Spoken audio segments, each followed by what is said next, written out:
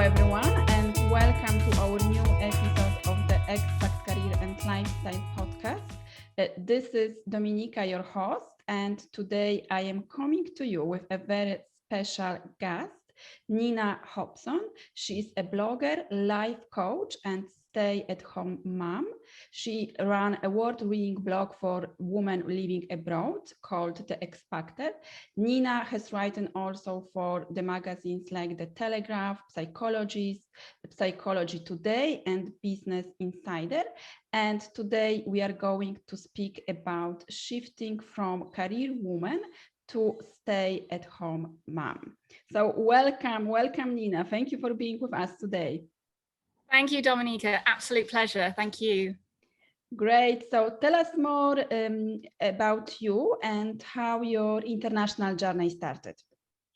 It was a long time ago now. I guess I've always been interested in traveling. I guess my first experience abroad was back in university, before university, traveling to Germany and France and living there for the first time. And that was actually the hardest, living abroad for the first time, sort of age 16, 17, and having to find a home and do sort of adult stuff. But then I realized it was quite scary at first, but not that scary. And that I really, I guess like got in the groove. And then I've lived in lots of places since, both for personal reasons, my husband getting work overseas. My first job took me to Brussels, Belgium, the European Parliament. And from there, I never really stopped. I just saw opportunities abroad, or my husband had work abroad, and it just didn't make sense to be back in the UK where I'm from, although now I am speaking to you from the UK and really loving it. So I've experienced both. Mm-hmm. Yeah. So what was your the biggest challenge that you had to overcome on this expat journey? I think most recently, it's definitely been, and it's something that's been sort of niggling at the back of my head in terms of fulfillment. I'm very career driven. I'm very, I guess, not competitive, but, I really feel strongly, believe strongly. And when I feel those needs are not fulfilled, there was a real tension there. So in terms of not working, not earning, not working outside of the house, because I call stay-at-home motherhood, I very much call that a job. I found that really challenging when people would ask me, what do you do? Almost in the context of who are you? Then I didn't really know what to reply anymore. And at first it was a case of, I found it difficult to talk to other people to kind of justify myself. But then I realized it was just difficult to justify it to myself, in the first place. And I thought, it's not just about other people, it's also about me. How do I feel? Who am I? Like a whole, I guess, a mini identity crisis. That has definitely been the toughest. Mm-hmm. Yeah. So how did you, yes, because it's difficult to answer this question when you have this expat life and you are moving and you cannot work. So yeah, it's difficult to have this identity, like this professional identity. So how did you overcome it? What did you do? I think it would be wrong to say that I have, magically overcome things. I think people may say that, but I think in my case, at least, there's always going to be attention there, and that's fine. I sort of live with that. I welcome it. I'm aware of that.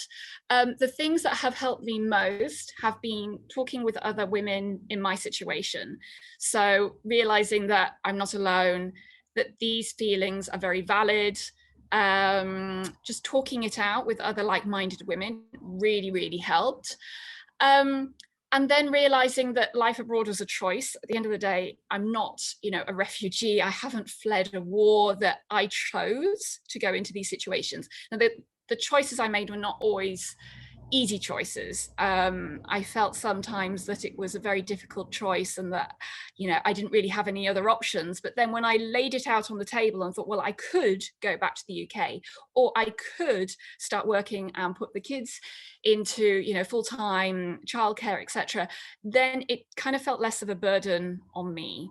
So those two things really helped, but I don't want to suggest that I am, magically cured, life is all good, and I've got it all sorted, because I think that would be unfair, and it would give kind of a false sense of reality. Yeah, this is very important also, what you are saying, like that you have this possibility to choose. It's your choice. It's a difficult decision, but at the end you can choose. You have this freedom to choose exactly what to do. Absolutely. I think just even for me, writing it down as well was really helpful. I'm a writer, so for me, getting it out, pen and paper, that was something very empowering, to write down all the different options I had, scrub them out, to say, right, I can do this, I can't do this. This is what I want to do, and move from there. Yeah. So, like, what have you, because you had a beautiful career, so you transitioned from this fast-paced career in communications, and you moved abroad. So how this transition was for you? So what have you learned from it? Oh, so many things. So I kind of ended up as a stay-at-home mother, and it just sort of happened that way. My first move abroad, I had interviews set up. I had done lots of research. I was looking to do further study, but I also had 2 interviews with some really big brands. Was really excited about them. But I, very luckily for me, but I got pregnant a lot sooner than I imagined, and I had very severe morning sickness, to the point that I didn't feel often comfortable leaving the house. I couldn't hold a conversation. I was, every week in the hospital or the pharmacy. Not very nice anyway, and I wasn't in the space that I could work. And then took time out, really enjoyed, being with my first child, and, had some lovely moments, just, me and him, and that was very important.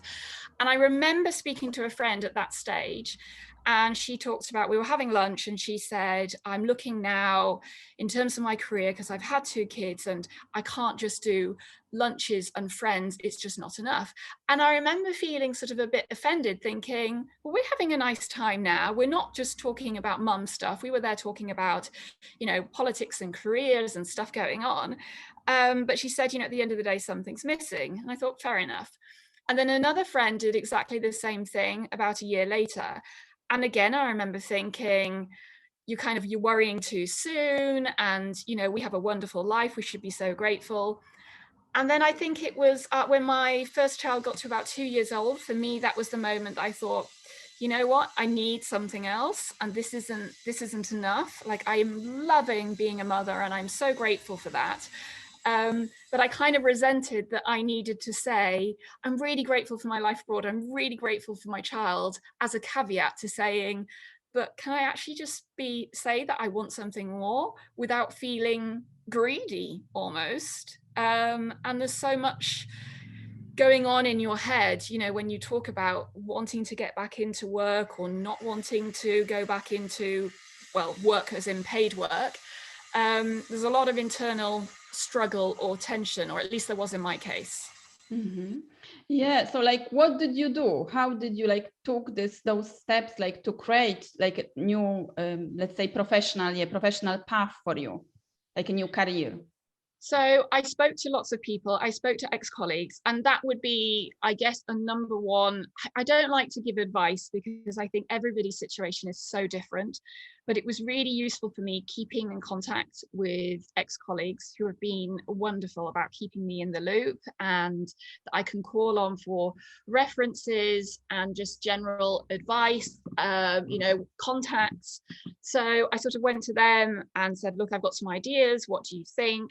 They were very encouraging, and also to friends. So a lot of, looking back, it was networking.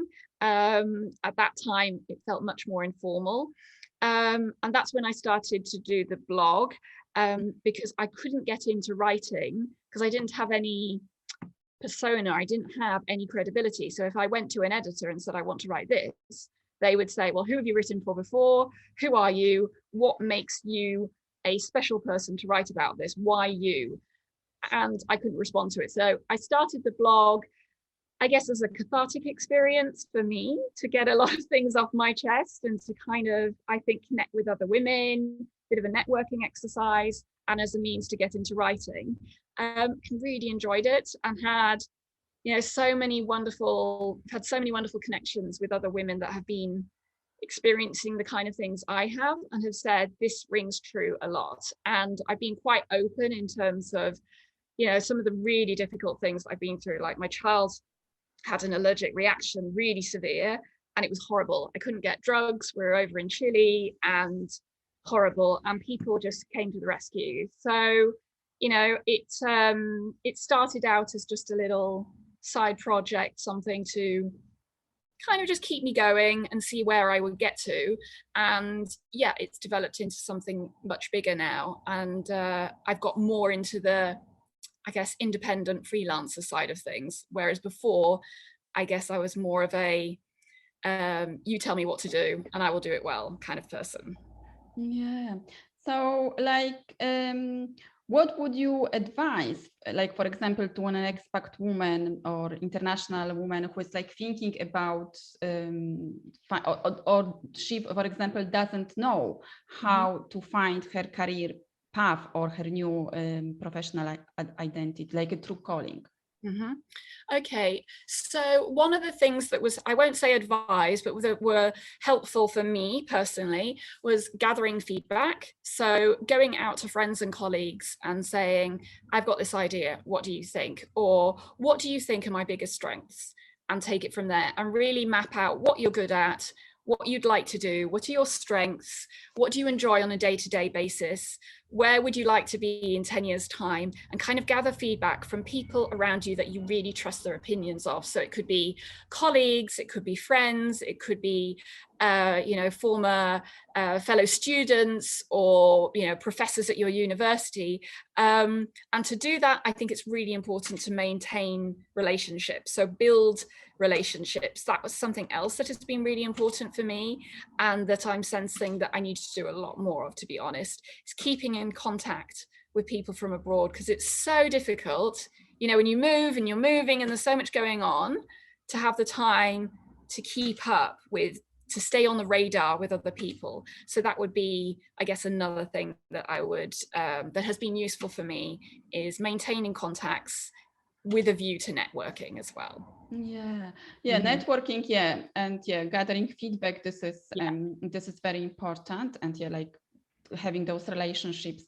But before you said also something interesting, like that you had this feeling of feeling like greedy, or that you really do something like for you. So this can be like let's say like a limiting belief or like a block that you can have that can stop you. So like what did you do like to overcome it, or what is like the best way like to shut down this voice that you have inside of you, like telling you, oh yeah, can I really do that? Can I like leave my children and go and do like something for me, have this new professional life for me? I think I was quite angry for a lot of time. I thought that people, and some people were, don't get me wrong, some people were judging me. I had people from my kids' nursery who were saying, oh, you don't work, how lovely. So you just, have lunch all day, and didn't really get what it's like to move abroad so regularly, to be maintaining the house where, I was a stay-at-home mum, but I was also, I called myself at that stage a solo parent because my husband was working abroad a lot. So, it was just me and my kid in a new country, kind of managing, I was learning Dutch, a lot going on. So some of it was that people were judging me. However, stepping back, I think, does that matter? Like, why do I care about that random person who doesn't have a clue at a nursery? Why is that defining me? What do I want? What do I want to feel? Who do I want to impress? And the answer is me. I want to impress myself.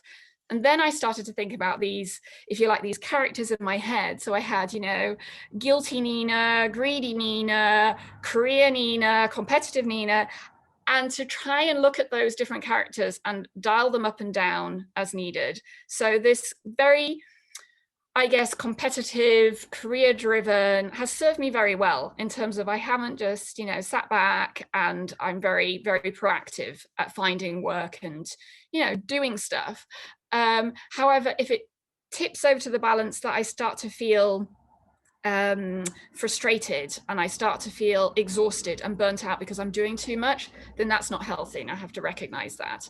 And again, that sort of feeling of guilt, some of that comes from, I don't want to lump it all on society, but I think that is changing, but the kind of narrative that, we have to choose, and at the end of the day we can't have it all, that is very tough. And I think it's about being really confident in your own life choices, not looking about what other people have. What do you want yourself? Nina, like, what do you actually want? And then making the steps to get there. And it's easier said than done. It's like, it's really, really tough to do, but I'd like to think that I'm on the right path now. Mm-hmm. Yeah. So, like, what are the positive aspects of being a stay-at-home mom? So, at the end of the day, it's a choice. And, I love being able to be there for my kids. At the end of the day, their welfare, like all mums, we want the best for our kids. It's very hard because there is research that shows, I'm very much into statistics and research and whatever, but there's some research says, you're far better as a mother to be working as a role model for your kids. You provide, particularly if you have a girl, you show that, mothers should go out and work. However, other research says for the first few years of their life, kids do much better when they have a parent at home. But when you dig a bit deeper, it turns out that it's actually about being there for your child. So it doesn't matter if you work outside. I don't know anybody listening to this and thinking, oh, I should stay at home more for my child, or, I shouldn't be working, or the other way around, like, hey, I should be out being a positive role model for my child. It's about being able to dedicate quality time for your child, however you do that. So whether it's having dinner together, or a story time, or being able to be there for your child when they're going through something tough, that they have the time that they feel and the space that they feel they can talk to you about it. And I feel for my personal situation now, with so many changes, so many moves, and the pandemic and all that stress, it has been a huge benefit staying at home. And, for me, myself, as I said, it's a choice. And I'm very, very mindful now about creating a blend that works for me. So I don't want to be in a full-time job. For me, that's not what I want to do. I think for many years I told myself that's what I want to do, but it's impossible, and that had been taken away from me. But I don't want that. And being able to do, having this blend of studying for it within psychology, and working with clients and writing, and having that, those wonderful, like, fun time with my kids is like the perfect blend for me. And everybody has their own unique blend, and it's about finding that blend that suits you. Yeah. So it's like about creating the lifestyle that you want. Creating a career around, like, the lifestyle that you desire for you and for your family. That balance. And I think when you're working in an organization now, after the pandemic, maybe things are changing, but as a kind of freelancer and independent, it's easier to kind of dial up and dial down. So to say, oh, I need to do a bit more study, or I really want to focus more on my writing right now, or, my kid's sick, I really want to be there for him. Or, like one week I took the kids horse riding, which was great fun. And the fact that I could do that was, such a privilege. And I'm extremely grateful for that. But I've also worked damn hard to be able to do that as well. So creating that blend takes a lot longer than I had envisaged when I started out. Yeah, so I think like many like expat women, or like expats in general, they can feel like isolated when starting this or living this international life. So, like, not knowing exactly what questions to ask, like where to go, what to do, what steps to take. So what can we do, like, to overcome this feeling of isolation? I think for me, and it's easier said than done in the pandemic, but it was just getting out there and making sure I had a kind of routine and a schedule. So, I was getting up, getting dressed, and, when I was somewhere new, and, with kids, you don't really have a choice. You generally need to get out there. And I think it's a double-edged sword being a mother, because on the one hand, it can be very isolating, because maybe you need to be at home for nap time or feeding, or because your kid's sick or whatever it is.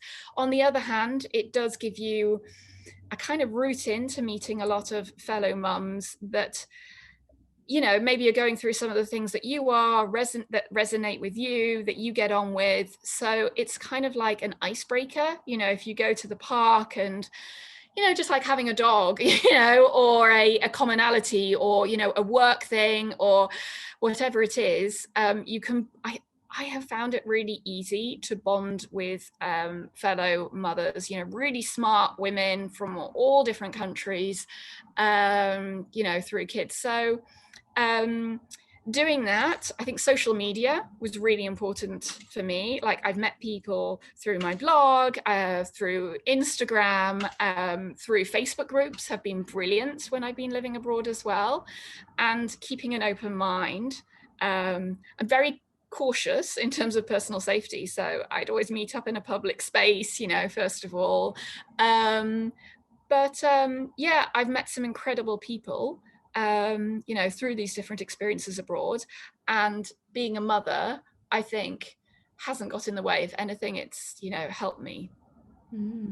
Wonderful, wonderful. So thank you very much, Nina, for sharing your experience and your advice with us.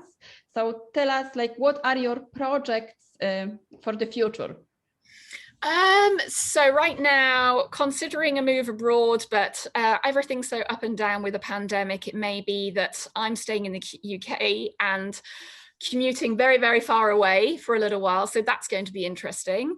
I am working on my coaching, developing that a lot more. So, supporting women to, be the best version of themselves. I'm not about changing people. That's not what I do. And I am in the process. I have just been, I've just got the go ahead to do an MSc in psychology, because that's something that I'm really passionate about. Like, supporting emerging female leaders is something that, fascinates me. I'm truly, truly passionate about. So yeah, lots of exciting things in store. Great. And where people can connect with you? Mm-hmm. So they can find me on the blog, which is the Expatter, so expat and then ER, the Expatter. I'm on Instagram, quite active on there, Facebook too. I'm on Twitter and Facebook and Pinterest as well, but I'm most active, I guess, on Instagram and Facebook. So they can drop me a DM, just say, hey, or I just love it when people, share stuff that's resonated, or, I found that really, really tough as well, or yeah, that makes sense. So yeah, it's always nice to hear from women that are going through, similar situations, challenges, struggles that I have, because it is not easy. So, the more that we can be there for each other, the better. Yeah, so I will put all the links with the show notes, so people can go and connect with you and learn more about what you are doing. So thank you very much once again. Thank you for listening or watching, if you are watching the video of this interview. So tell us, what are your learning points? What are your insights from this episode? What is your experience, or was your experience from transitioning from your career to be stay-at-home parent? So share with us, and I will be back with another episode soon. Thank you very much. Thanks, Nina. Thank you, Dominika. Thanks so much.